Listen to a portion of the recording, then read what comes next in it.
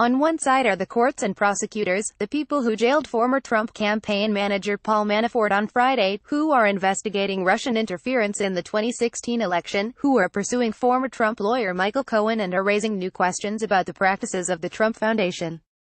On the other side is President Donald Trump, who is distorting the findings of Inspector General Michael Horowitz's investigation into the FBI's handling of the Hillary Clinton email probe. It's a determined effort to discredit those who are investigating him. The new report adds fuel to Trump's attacks on the intelligence community and will be used to play into the stories about a deep state out to get him. Abetting him are supporters such as Rudy Giuliani, who demanded the suspension of special counsel Robert Mueller and the jailing of FBI agent Peter Strzok. The heart of the report goes directly against much of what Trump has been saying. Horowitz issued an extremely tough judgment about how former FBI Director James Comey handled the Clinton email investigation. The report confirms that Clinton did not intend to break law, and she should not have been charged. Comey, acting in rogue fashion, badly mishandled the issue in late October, which ultimately boosted Trump's standing. Yet the sections of the report that discuss the anti-Trump text messages exchanged between FBI agent Strzok and former FBI lawyer Lisa Page are just the kind of lapse the president is looking to exploit.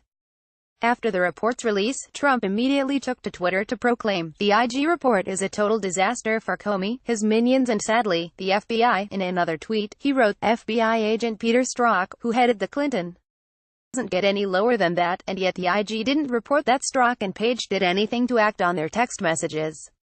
Horowitz did not find that there was any concerted conspiracy against Trump becoming the commander-in-chief, but the president is adroit at manipulating almost any information to make his case to his adoring fans.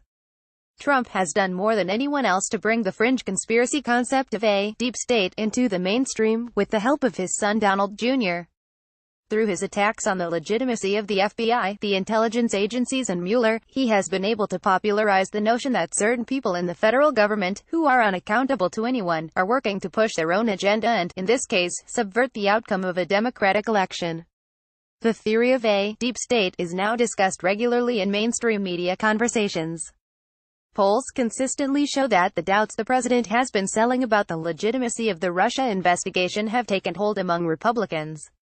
A Quinnipiac University poll released in April found that 61% of GOP voters believed that Mueller's investigation was not being conducted fairly.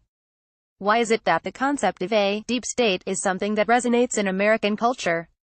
How is it that a president who has so frequently made claims that are not true and who has a history of spinning false conspiracy theories to the public, such as the birther argument, is able to gain some traction with his bold assertions about a cabal out to get him? How is it that, despite decades of Americans hearing from conservatives about how incompetent government officials are, a substantial number of Americans seem to believe that the government can be incredibly effective and devious when it wants to be? Part of the answer has to do with the long history in American politics of distrusting government. As historians have been writing about for many years, distrust in government has been an essential part of the fabric of American politics since the founding of the country. In a nation born in a revolution against government corruption and overreach, variations of the deep state have repeatedly made their way into our national conversation. Conspiracy theories, as the historian Richard Hofstadter once told us, have been a recurring theme. Trust in government institutions has greatly increased since Vietnam and Watergate, and as a result Trump's allegations play directly into these national anxieties.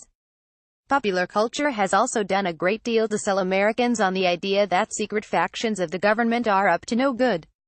Indeed, there is now a British series premiering this weekend on Epix called Deep State, which explores government conspiracies.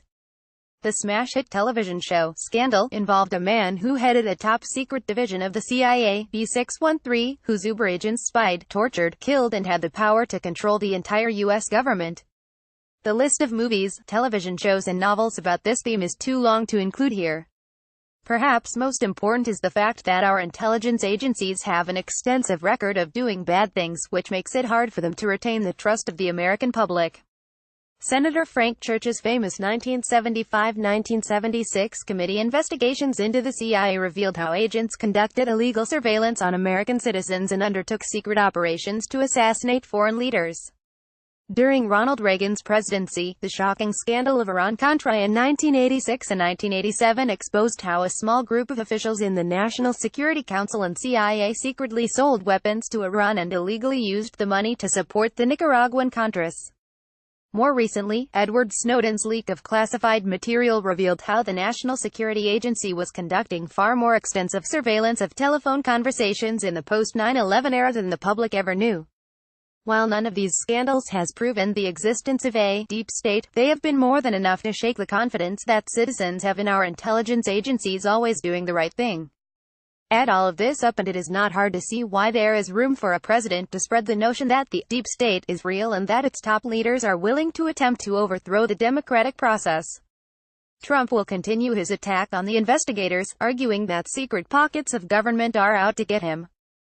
The accusations make for great political copy, and they have constituted his most effective defense against the investigations.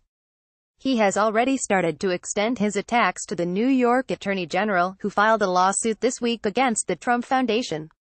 While all his attacks are based on false, thin, imagined or contorted evidence, they have the capacity to resonate in a country where distrusting the government has been a national pastime and where there are many friendly media outlets to report on his story in a favorable way.